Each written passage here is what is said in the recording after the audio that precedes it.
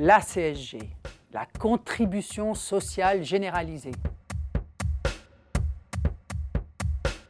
Elle nous vient de Michel Rocard dans les années 90. Parce qu'on s'est rendu compte à cette époque-là que le modèle social, c'est-à-dire les prestations sociales de retraite, d'assurance maladie, de chômage, etc., coûtait plus qu'elles ne rapportaient.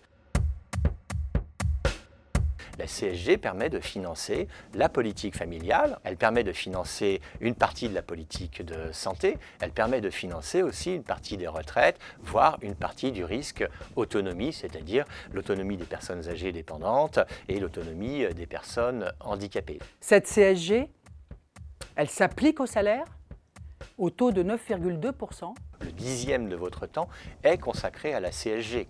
Et donc en un sens, la CSG, c'est le symptôme de notre choix collectif de financer notre modèle social quasiment uniquement par le travail, aux 2/3 par les salariés.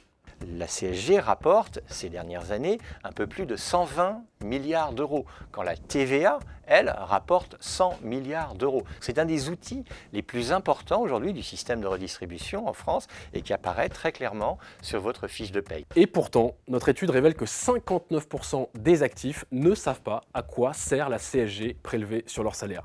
C'est beaucoup pour un prélèvement aussi central. En partant de la fiche de paye, nous créons un espace d'échange pour rendre ces informations plus compréhensibles.